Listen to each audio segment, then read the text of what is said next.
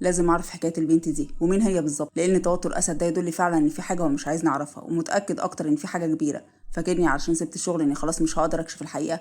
بس عموما وماله، انا جيت هنا بنفسي علشان اعرف الحقيقه كلها. وضحك وبص على العماره قوي وقرب من بواب العماره.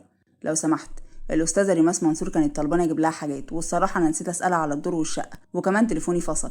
ريماس مين؟ ريماس منصور. تمام. وقال له على الدور والشقه. تمام، شكرا لحضرتك جدا. طلع آسر وهو متوتر قوي ومش عارف ايه الحقيقه اللي ممكن يكتشفها، لكن حس بخوف. وصل عند الشقه وحط ايده على الباب، وهو حس ان الخوف مالي قلبه بشكل كبير قوي. خد نفس طويل قوي وبدا ان هو يخبط كذا مره، ولكن من غير رد. رجع خبط تاني. محدش جوه ولا ايه؟ برضه مفيش رد. هي مش هنا. بعد عن الباب بعد ما خبط كتير. هجيلك وقت تاني وهعرف برضه انت مين. راح يطلب الاسانسير اللي كان اتسحب وحد طالع فيه، وكان واقف يبص في ساعته. وقتها الاسانسير وصل قدامه وفتح وخرجت منه. ونروح عند روز. تعبت فجأة وحست بنفس الأحاسيس اللي عمالة تحسها في الفترة الأخيرة. إيه يا روز مالك؟ في حاجة غلط الأيام دي، مش عارفة في إيه. خير يا روز، في إيه؟ حكيت لهم اللي حصل وحكيت لهم اللي حصل فيها. والبنات فرحوا لها. يا سلام، يبقى حصل. هو إيه ده يا أختي منك ليها اللي حصل؟ حامل مثلا؟ نعم أكيد. لأ طبعا، هو أنا لحقت بقالي شهر ونص متجوزة. لحقتي، ويلا بينا نروح نتأكد، اخلصي. لا طبعا يا بنات، اكيد لسه، ما هو لسه بدري. ايه عرفك انتي؟ وبعدين احنا عايزين نتاكد اكتر منك اصلا. يلا خلينا نروح نكشف. لا مش مستاهله، مش رايحه حته. طب خلاص نجيب لك اختبار الحمل لحد عندك، انتي تأمري يا جميل. ثواني، عندي واحد مقفول، بدل ما لسه هنستنى نبعت حد يجيب. وطلعوا بيها على فوق وهي مصدومه من اللي بيحصل وفي نفس الوقت متوتره قوي. دخلوا الاوضه وجابت لها اختبار الحمل وقربت منها. اتفضلي يا ستي، شوفي بقى وفرحينا معاكي. حاضر يا نبض. دخلت التواليت وهي بتقدم رجل وتأخر رجل من كتر التوتر، وبصت على الاختبار. معقولة يكون ممكن حصل بالسرعة دي؟ لا ازاي؟ وكانت عمالة تضحك. وراحت عملت الاختبار واقفة مستنية الاختبار يظهر عليه الخطوط، وهي حاسة ان قلبها خلاص هيقف، لحد ما بصت في الاختبار وتتصدم. معقولة؟ وخرجت. روز كانت مش قادرة تستوعب. ايه يا روز، عملتي ايه؟ بنات، انا طلعت حامل. البنات جريوا عليها وحضنوها بفرحة. دي الاخبار ولا بلاش؟ الاحفاد هيكتروا الفترة اللي جاية في القصر. يا عيني يا عيني، الف مبروك يا عمري. الله يبارك فيكي يا تولين. وقربت دليده وهي عينيها مدمعه من الفرحه. الف مبروك يا روحي، فرحانه ليكي قوي، هكون خالته خلاص. الله يبارك فيكي يا دليده، عقبال ما افرح بيكي مع عريس ابن حلال واشوفك احلى ام.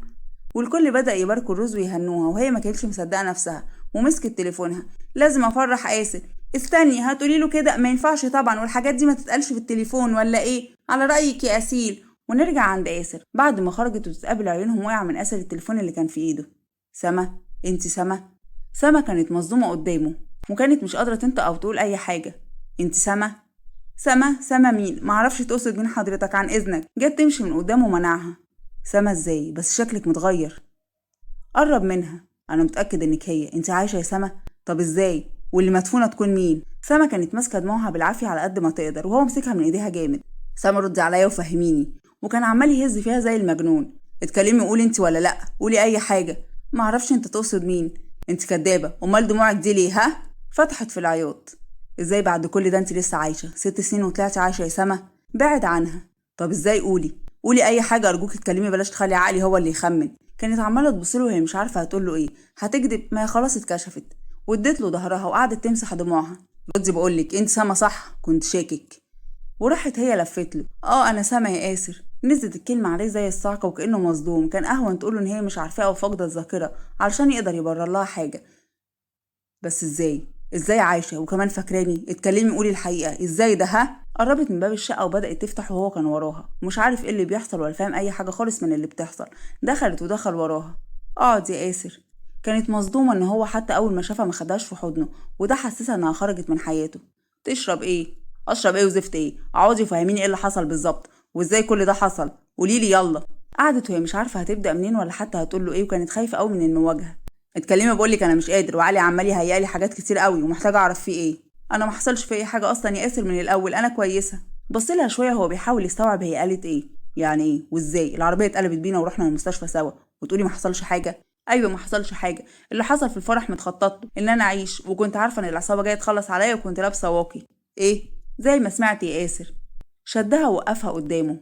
وانا شغلي كان محتاج لي اكتر منك يا آسر، وانا كنت مش هقدر اسيب شغلي وما اعملش واجبي. واجبك وشغلك؟ طب انا وقلبي وحبي ليك يا سما ما فكرتيش فيا؟ يعني انت تشتغلي وانا اسيب شغلي علشانك، وكمان اوقف حياتي والهانم عايشه؟ ما عشتش حياتي، انا بس كملت في شغلي يا آسر ونجحت فيه على قد ما اقدر. لا والله بس كده؟ ايوه. وعملت الخطة المقرفة اللي زيك دي مع مين؟ اللواء فايز. ايه اللواء فايز؟ ايوه هو.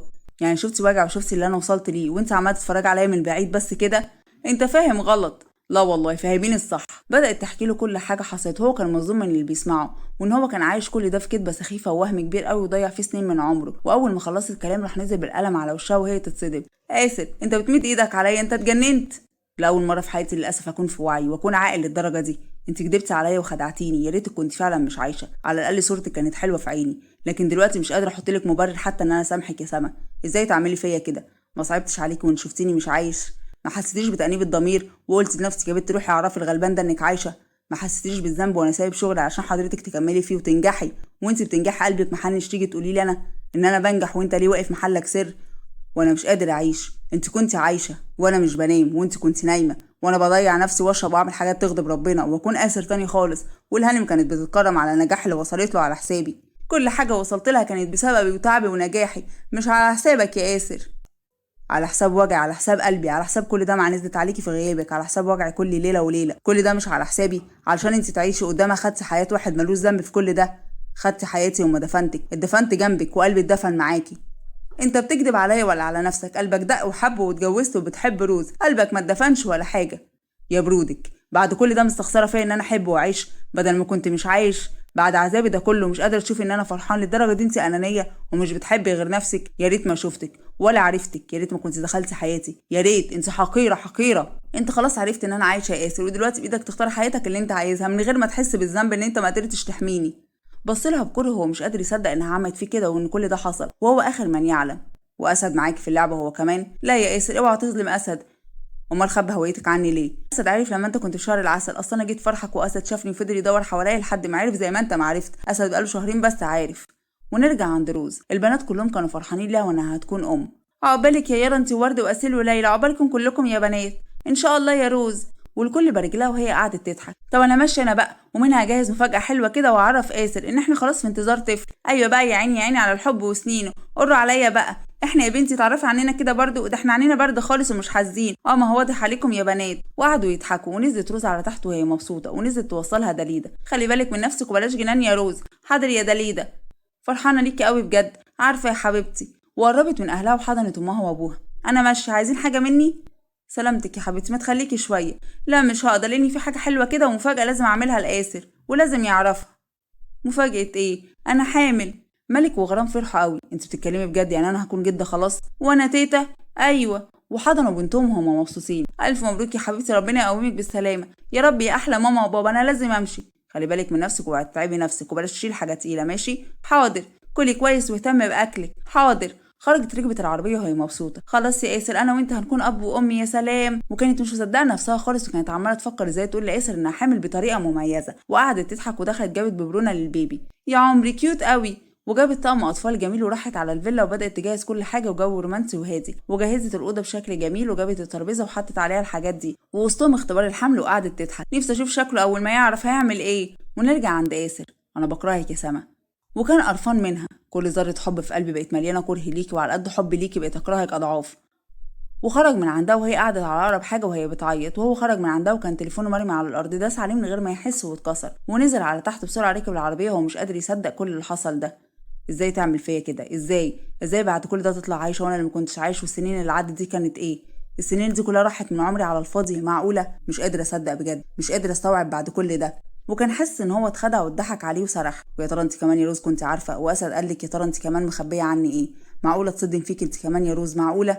كان عقله وقف من كتر التفكير ومش قادر. ونرجع عند روز. وقفت قدام اللبس تختار هتلبس ايه وهي مش عارفه البس ايه. وكانت في حيره، عايزه حاجه مميزه للحظه دي. متشوقه قوي اشوف وشه لما يعرف ان انا حامل. يا سلام. وراحت تختار. ايوه هو ده. دخلت خدت شاور وجهزت نفسها وخرجت وقعدت تحط ميك اب وكانت زي القمر. يا عيني يا عيني حلاوتي زي ده حته يا اخواتي. وبصت على نفسها في المرايه وهي مبسوطه. انا عايزه اوزع فرحه على كل الناس، انا مش مصدقه نفسي خالص. وبصت على بطنها وحطت ايديها على بطنها وهي مبسوطه. انت بتكبر جوايا وشكلك هتغير حاجات كتير قوي الفتره اللي جايه ان شاء الله. انا فرحانه بيك قوي. يا ترى آسر هيفرح بيك زيي ولا اكتر مني؟ حقيقي مش قادره استنى على ما يجي علشان اقول له. مسكت تليفونها. هرن عليه اقول له يجي بسرعه. رنت على آسر وكان تليفونه مقفول. مقفول ليه؟ رحت فين يا آسر؟ تعالى بقى انت وحشني بشكل. عايزه اقول لك على الحمل. وكانت عماله تضحك وهي مبسوطه وقعدت على السرير. احساس حلو قوي، يا رب يرزق كل مشتاق. ونرجع عند ياسر، كان عمال يلف بالعربيه وهو مصدوم من كل اللي حصل وسمع، وعمال يعيط. لسه هتصدم في مين تاني؟ ما بقتش قادر اعيش وافكر، بقيت خايف من كل حاجه. انا عايش علشان اتصدم وبس، انا عايش علشان اتخزن من كل الناس. للاسف ايه تاني هيحصل فيا؟ الضربه الجايه هتيجي من مين؟ ايه هيحصل فيا تاني؟ وكان عمال يعيط. وعند سما كانت عماله تعيط ومقهوره قوي. ما كنتش عايزاك تعرف، كنت عايزاك تفضل شايفني بالصوره الحلوه اللي كنت شايفني بيها. وروز كانت قاعده مستنيه ياسر اللي اتاخر قوي على غير العادي. هو اتاخر ليه كده قوي؟ راح فين ده بس؟ وكانت رايحه جايه مستنيه ياسر لكن ما جاش. وبعدين يا ياسر في ايه؟ والتليفون مقفول ليه؟ راح فين ده بس يا ربي؟ فضلت كده وهي خايفه لا يكون في حاجه مع ياسر ولا حاجه، وعايزه تطمن عليه. فضلت كده لحد ما سمعت صوت العربيه بتاعت ياسر، ودخل ياسر الفيلا وطلع على الاوضه فوق. واول ما طلع جريت على حضنه. ياسر حبيبي، وهو حضنها وخد نفس طويل قوي. ياسر مالك؟ كنت فين كل ده؟ وهو راح بعد عنها وبصلها وهو موجوع قوي من كل حاجه حصلت معاه والصدمه اللي اتعرض ليها بالشكل ده. ياسر انت ساكت ليه لسه؟ في ايه؟ انت طالق يا روز.